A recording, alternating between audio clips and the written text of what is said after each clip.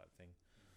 But I think photography is time and light, and I think the aspect of time, it certainly also applies to how much time you spend with people without photographing, and really that will make a huge difference in your presence being accepted, not only as a photographer but as a person.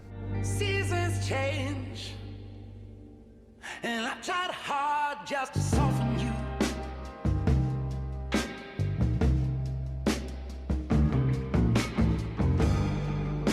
And seasons change, but I guess you'd say that I'm a documentary photographer.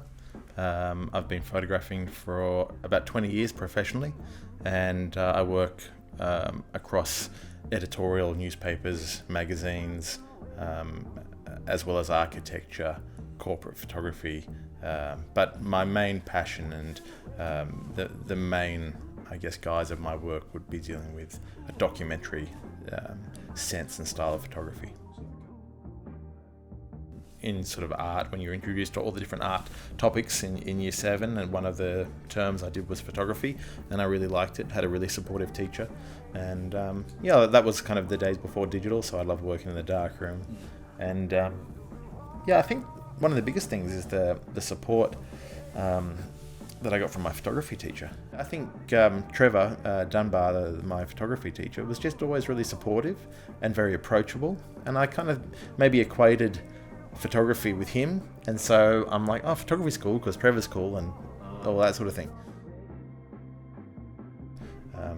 It just happened one day that I was in year 12, and I heard on the radio as I was driving home that there was a big demonstration at Parliament House, and I think this is one of the key things that still to this day, when you hear something, you've got to make that decision.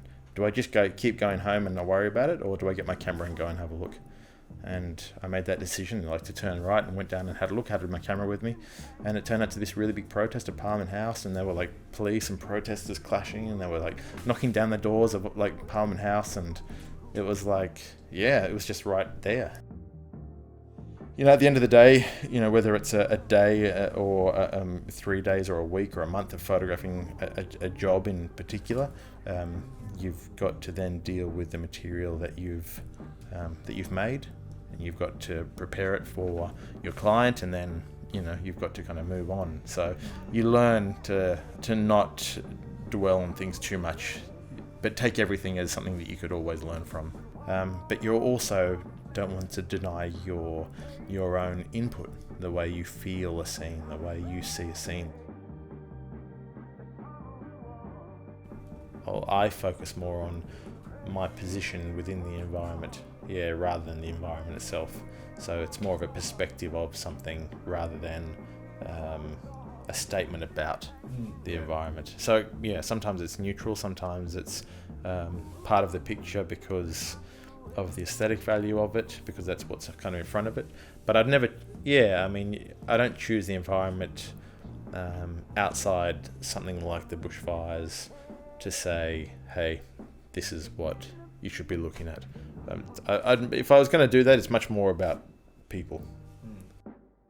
The idea is to be present and to hold the camera up and do your best while you're there, because it's over so quickly.